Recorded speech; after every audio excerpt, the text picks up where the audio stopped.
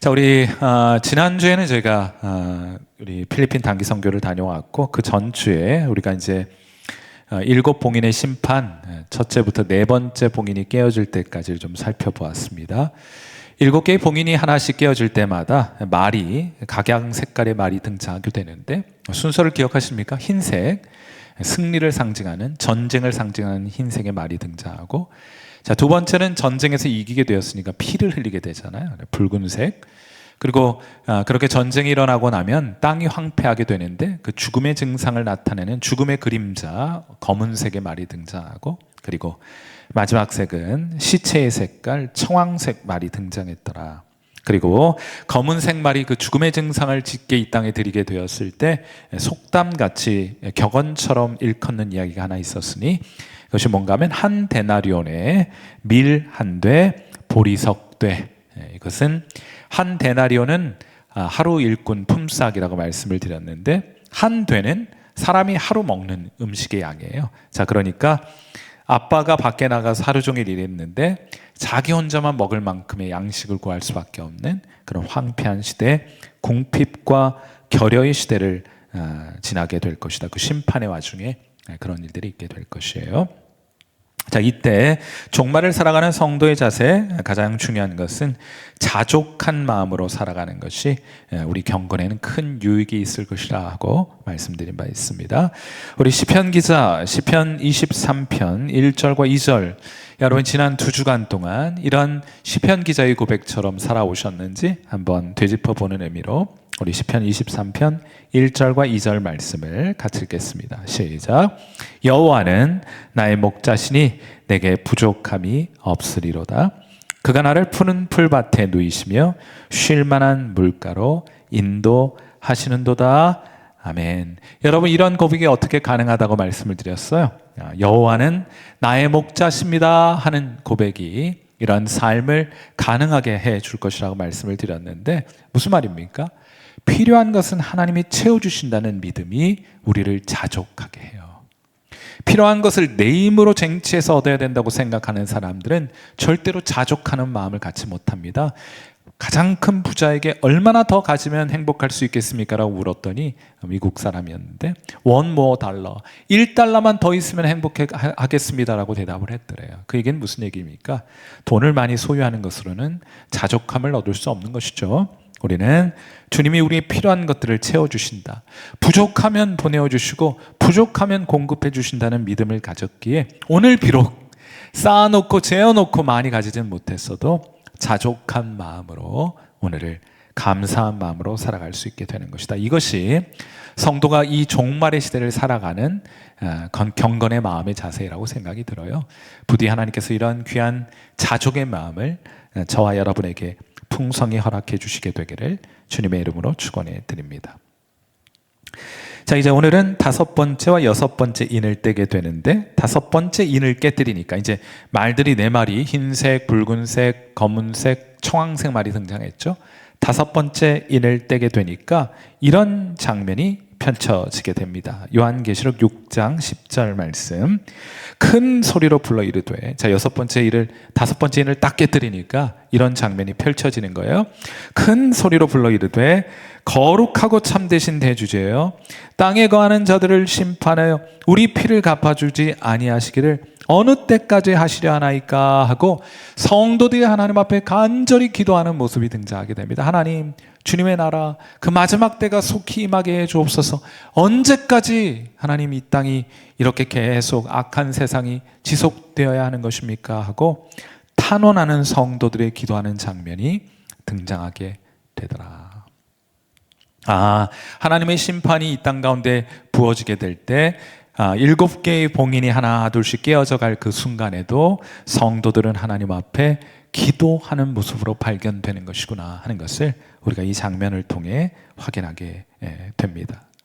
여러분, 성도는 늑대가 우글거리는, 자신의 것을 더 많이 쟁취하지 않으면 만족할 수 없어서 다른 사람의 것까지 빼앗고자 하는 늑대로 드글드글한 이 세상에서 성도들은 하나님을 향해 기도하는 사람으로 발견된다는 점을 꼭 기억할 수 있게 되기를 바라고, 저와 여러분 이 자리 금요기도의 자리에 나오셔서 하나님께 기도하니 이 얼마나 아름다운 모습이 아닐까 싶어요. 우리 5번째 인을 떼게 되었을 때 기도했던 성도들 가운데 여러분도 있을 것이라고 생각해 보게 됩니다. 자, 없다 시리즈라고 들어보셨어요? 없다 시리즈. 우리 여기 혹시 모니터 볼륨 조금 키워주실 수 있으면 방송실에서 제 볼륨 조금만 키워주세요. 없다 시리즈, 없는 거예요. 10대에는 뭐가 없냐? 10대는 철이 없어요, 그죠? 그다음에 20대에는 얘들은 답이 없네. 그래가지고 갈등하고 번민해요. 30대에는요 집이 없대요. 다 한 글자씩이다, 그죠? 40대는 돈이 없대. 돈은 늘 없는데. 50대는 이제 명태하고 뭐 등등해서 일이 없고, 60대는 세상 낙이 없다 그러고요. 70대는 이빨이 없어, 이가 없고, 80대는 처가 없대요. 그래서 아내가 먼저 갔는지 처가 없고, 90대에는 이제 시간이 얼마 남지 않아서 시간이 없다 하고, 100살 때가 되면은 이것저것 다 필요 없다, 이렇게 없다 시리즈가 있어요. 그런데 요즘 성도들에게 점점 없어지는 것이 있습니다. 그게 뭔가 하면 기도하는 것이 없어져요. 우리 지금 시설도 좋아졌고 얼마든지 유튜브를 통해서 좋은 영상과 또 좋은 교육 자료들을 얻을 수 있음에도 불구하고 기도는 이전 세대만큼 하지 않고 있는 것이 어쩌면 우리 시대의 영적인 현주소가 아닌가 하고 생각해 보게 되고, 기도의 회복이 어느 때보다 더 절실한 것이 아닌가 하고 생각해 보게 됩니다. 오늘 금요 기도의 자리에 나오신 여러분 진짜 잘 오신 것이고, 여러분의 기도에 하나님 응답하여 주셔서 하나님 많은 기도의 응답을 허락해 주시게 될 줄 믿습니다. 자, 우리 이제 5번째 인을 떼었을 때 기도하는 성도들의 모습을 보았다면, 이제 6번째 인을 떼게 되었을 때는 이런 일이 나타나게 됩니다. 요한계시록 6장 13절 말씀 보시면, 하늘의 별들이 무화과 나무가 대풍에 흔들려 설익은 열매가 떨어지는 것 같이 땅에 떨어지는 일들이 있게 됩니다. 이거는 이제 천재지변이 이 땅 가운데 있게 될 것이에요. 그래서 하나님의 두루마리를 이렇게 두루마리에 붙어 있는 봉인이 하나씩 깨어질 때마다 이런 재앙들이 이 땅 가운데 쏟아지게 되는 것인데, 마지막 6번째 인이 깨어지게 될 때는 큰 지진이 나고요, 해가 검게 변하게 되고, 그리고 달이 핏빛으로 변하게 되며 별들이 땅에 떨어지는 일들이 있게 될 것입니다. 이 달이나 이 화성 같은 거 요즘 우리 이제 천체 사진이나 영상물들을 보면은요, 달이나 화성 같은 데 보면은 움푹움푹 파인 분화구들이 많이 있습니다. 이게 화산이 터진 것은 아니고 운석이 와서 부딪혀 가지고 큰 웅덩이를, 분화구를 만들어 내게 되는데, 여러분 가만히 생각해 보면 달이나 화성 이런 것들 보면 막 움푹움푹 파 있어요. 운석이 와서 부딪혀 가지고. 달에도 그런 것들이 있잖아요. 그런데 이 부피나 중력 등을 따져보면은, 중력이 세면은 별들이나 운석들을 더 세게 잡아당기잖아요. 그렇게 따질 것 같으면 달보다는 지구의 운석이 떨어져 분화구를 만들 가능성이 훨씬 더 높지 않겠습니까? 그런데 지구는 우주에 나가서 지구를 바라보면 그렇게 아름다울 수가 없다는 거예요. 지나칠 정도로 다른 행성에 비해서 지구는 깨끗하다는 겁니다. 많은 사람들이 그것을 의아해합니다. 그러나 우리 하나님, 예수님 믿는 사람들은 우리는 어떤 고백을 해요? 왜 이렇게 지구가 아름답고 깨끗합니까? 왜 운석으로부터 피해갑니까? 그것은 지구는 하나님께서 아직 붙들고 계시기 때문이고 그것을 보호하고 계시기 때문이 아닐까 하고 생각해 보게 되는 거예요. 하나님이 허락하지 않으시면 하늘의 운석 하나, 저 우주의 돌멩이 하나 이 땅 가운데 닿을 수 없다 하는 것이 우리의 신앙 고백이 아닙니까? 이를 알게 된 시편 기자가 이렇게 고백하는 거예요. 시편 91편 7절 말씀. 예수님 믿고 하나님 믿는 저와 여러분에게 있어야 될 고백 아니겠습니까? 뭐라고 시편 기자가 고백해요? 1000명이 네 왼쪽에서 10,000명이 내 오른쪽에서 엎드러지나 이 재앙이 내게 가까이 하지 못하리로다. 아멘. 왜요? 하나님 우리를 지키고 계시기 때문이 아니겠어요?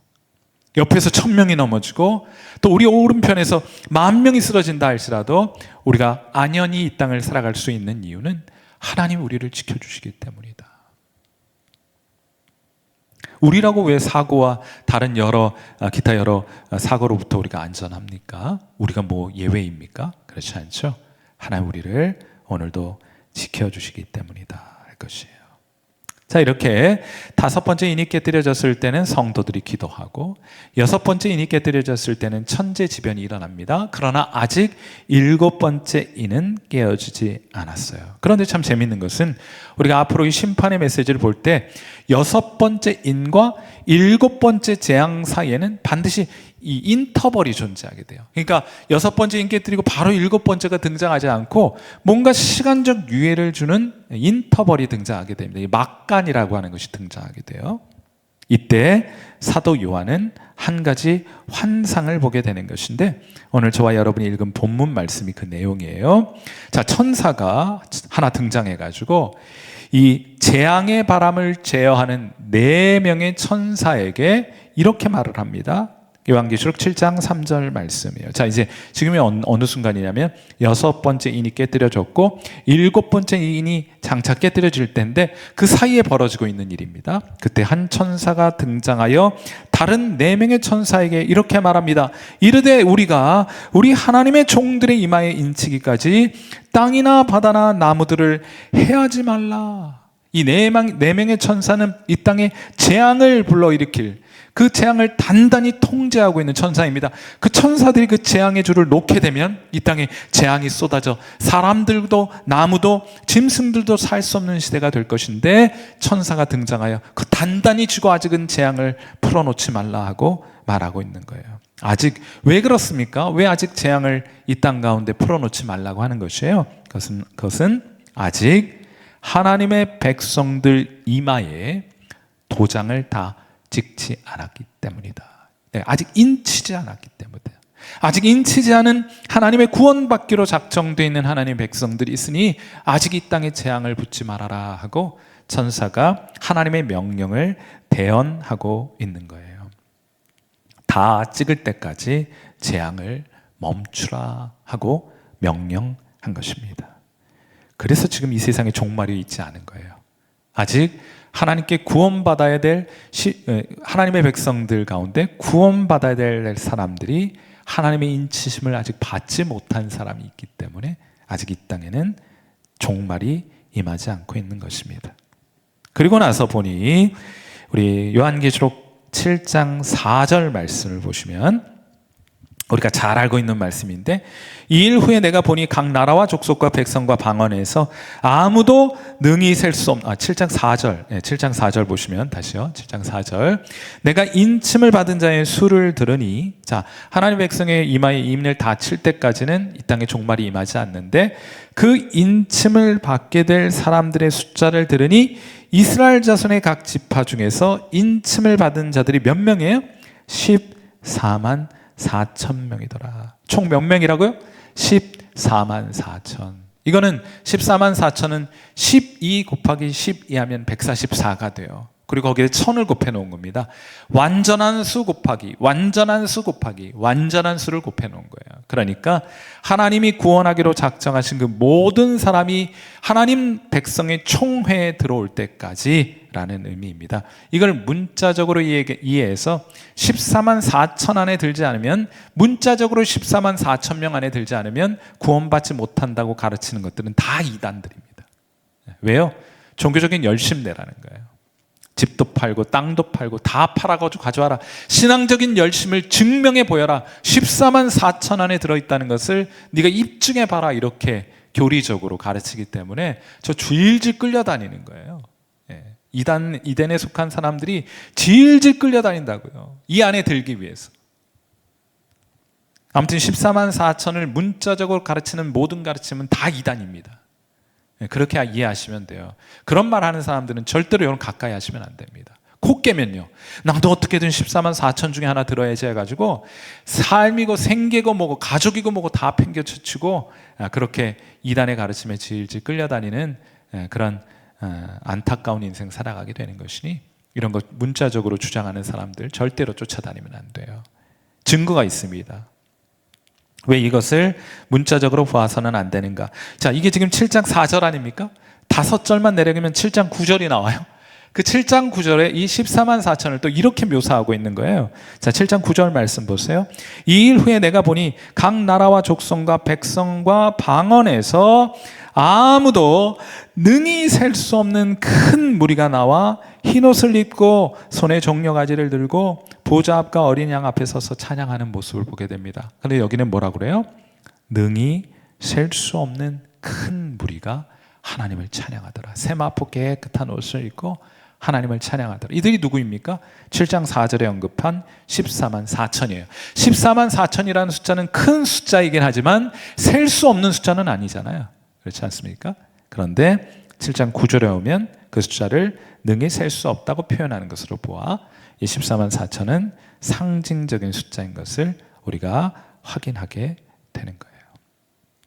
그러므로 14만 4천이라는 숫자가 주는 메시지는 그 안에 들기 위해서 없던 열심까지 열심히 노력하라 하는 그런 말이 아니라, 저희가 이제 신앙생활 처음 할 때 신천지 이단들이 아주 난리였거든요. 막 대전 지역에 난리도 아니었습니다. 그때 이들의 구호가 뭐예요?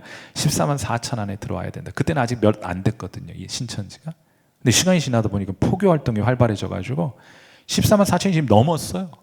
그거 어떡하냐, 그죠? 더 열심히 내서 그들 안에 경쟁을 붙입니다. 예. 그건 자유롭게 신앙생활하는 게 아니라 종이 되어서 끌려다니고 있는 거예요.